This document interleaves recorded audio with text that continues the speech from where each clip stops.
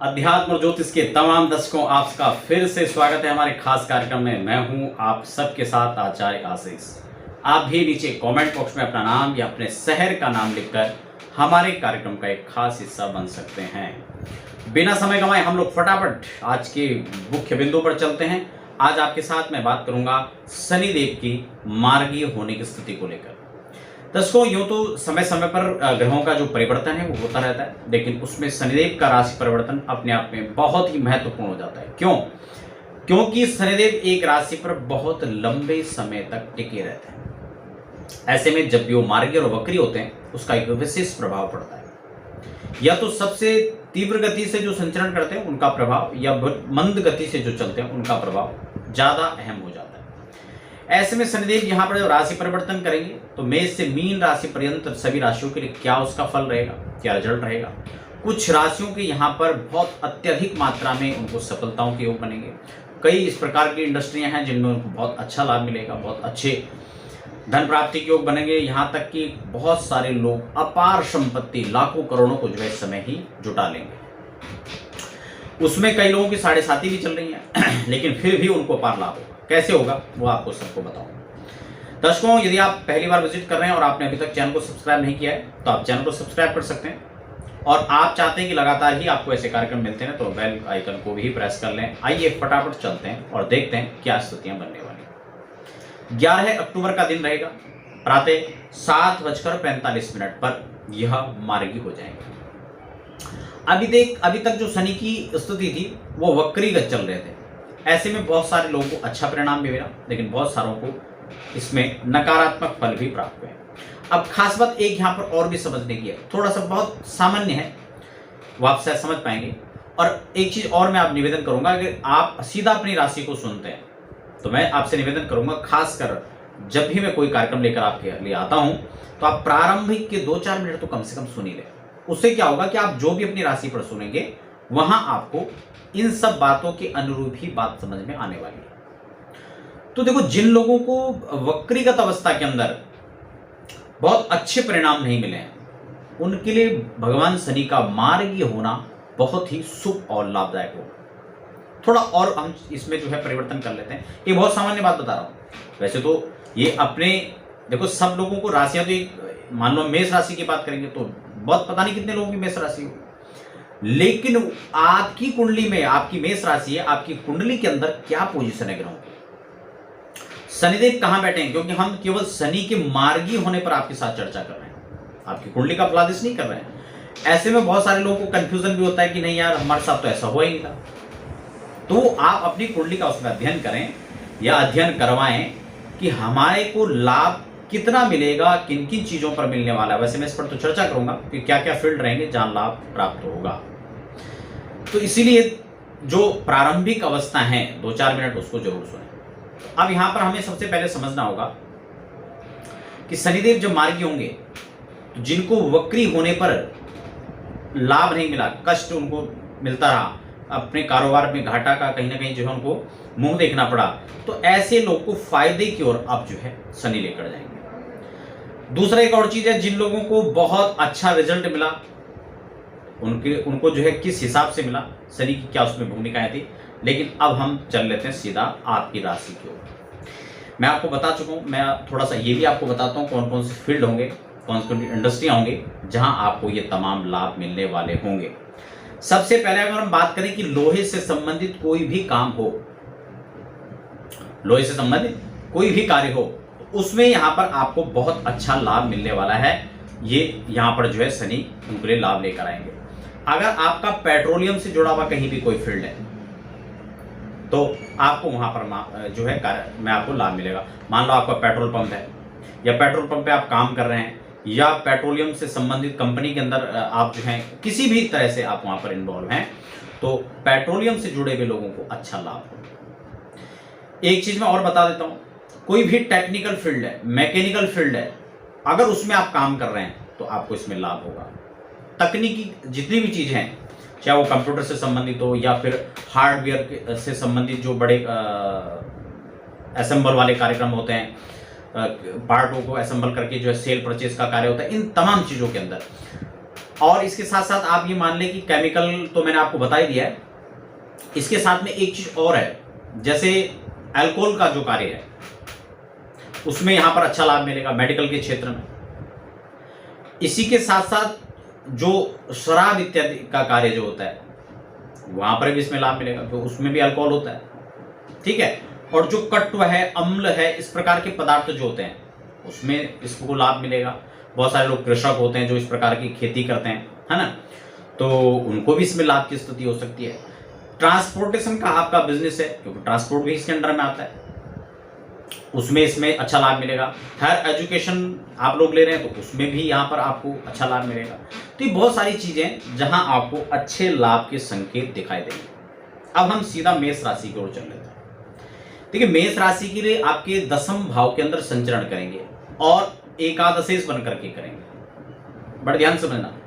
तो मेष राशि वालों के लिए यह वक्री से मार्गी होना भगवान शनि का अत्यंत लाभदायक सिद्ध होगा, क्योंकि लाभेश बन करके, एकादश के लॉर्ड बन करके आपके 10वें भाव केंद्र में आएंगे।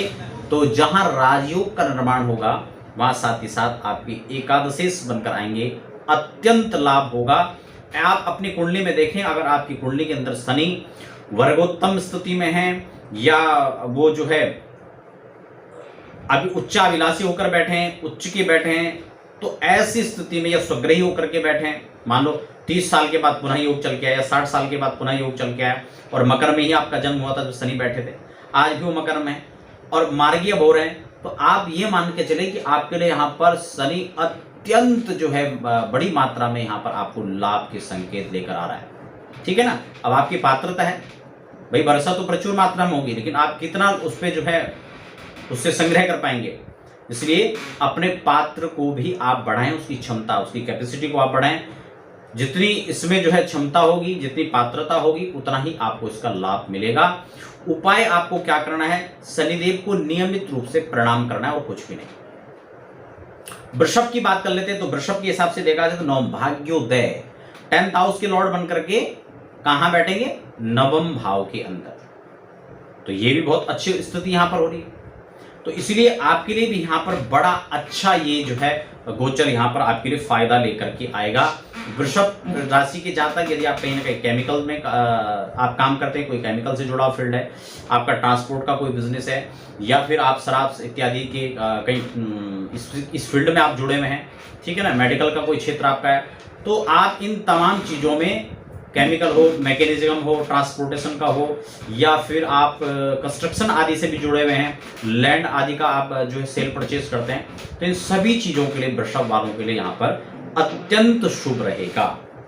तृतीय राशि हम मिथुन की बात कर लेते तो आपके 8th हाउस के अंदर रहेगा।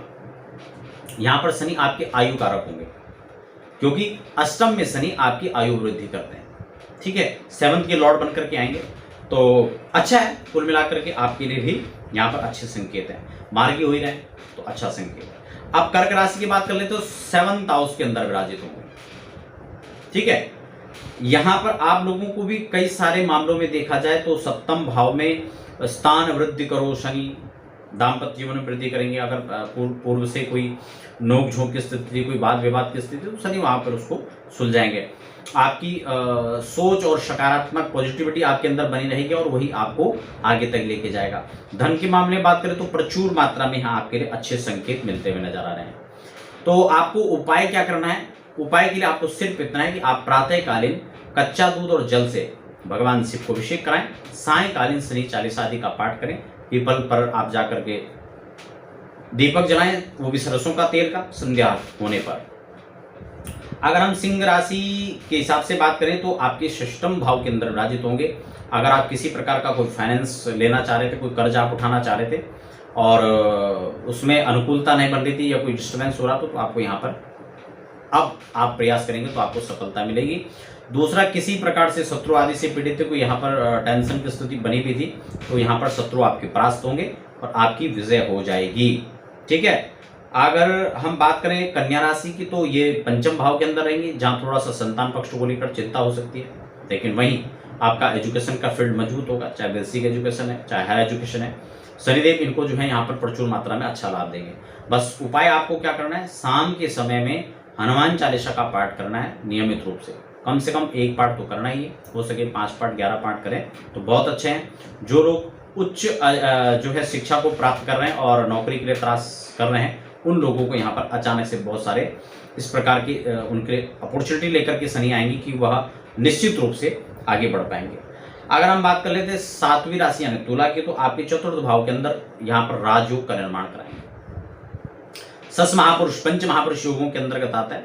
यह आपके केंद्र चतुर्थ भाव में जब इनका निर्माण होगा, आप ये मान कर चलें वाहन का सुख, भूमि का सुख, कोई भी आप यहाँ पर जो है चीजों को संग्रह करना चाह रहे थे, लंबे समय से चाहे व्यवस्थाएं नहीं बन पा रही थी, तो भी यहाँ पर अब व्यवस्था बनेंगी और आपको अच्छा लाभ प्राप्त होगा। करना क्या, आपको नियमित रूप से शाम के समय हनुमान चालीसा का पाठ करना है। शनि चालीसा का पाठ कर सकते हैं, बजरंग बाण का पाठ करें, और बहुत अच्छा तो रहेगा कि यदि आप सुंदरकांड का भी पाठ करें। शनि यहाँ पर छप्पर फाड़ के देगा। आप ये निश्चित माने, अगर आपकी कुंडली के अंदर शनि अच्छी स्थिति में बैठे तो यहाँ पर आपकी बल्ले बल्ले। वृश्चिक की बात कर ले तो थोड़ा उसमें यह स्थिति बनेगी, यहाँ पराक्रम बढ़ेगा। थोड़ा हो सकता है मनमुटाव की स्थिति भाई बहनों के साथ, पारिवारिक लोगों के साथ या फ्रेंड सर्किल में, तो थोड़ा नोकझोंक की स्थिति बन सकती है। तो थोड़ा सजग रहना है, वाणी पर संयम रखें, यह आपके लिए हथियार बनेगा। ठीक है। साथ ही साथ आपको करना क्या है, नियमित रूप से शाम को बजरंग बाण का एक पाठ करना है, यह आपके लिए अच्छा रहेगा। धनु की बात कर ले तो वृष यानी द्वितीय भाव के अंदर होगा। अब यहां पर तो अपार धन की संभावना है। आप ये मान के चले, अगर पैतृक संपत्ति का भी कोई निस्तारण नहीं हो पा रहा था, कोई विवाद की स्थिति थी, तो ये भी लौट करके आएगा। कोई गया हुआ धन था वो भी लौट करके आएगा। शेयर मार्केट में निवेश किया था, वहां से भी अच्छा लाभ हो सकता है। और अगर आप लोहे से संबंधित कोई काम कर रहे हैं, पेट्रोलियम है या फिर मैकेनिज्म है या फिर केमिकल का कोई वर्क है या ट्रांसपोर्टेशन का कोई वर्क, तो यहाँ पर आपको छप्पर फाड़ करके जो है धन की स्थिति आपके लिए प्रबल बनने वाली है।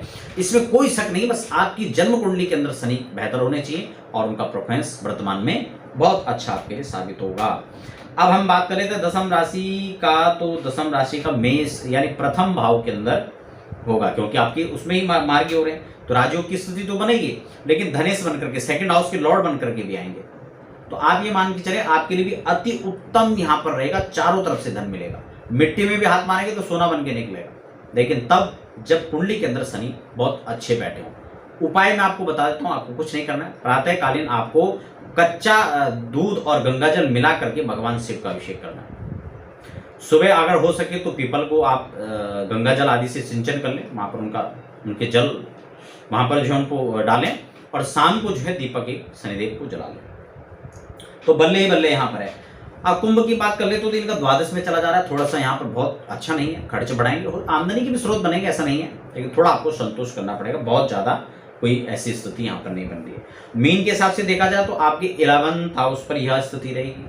अगर आप कोई भी सलाहकार, किसी प्रकार की सलाह आप दे रहे हैं तो आपके लिए बहुत अच्छा है। आप वकालत की फील्ड में हैं या आप जो है सीए के फील्ड में हैं, तो आपके लिए बहुत अच्छी यहाँ पर अपॉर्चुनिटी लेकर के शनि आ रहे हैं।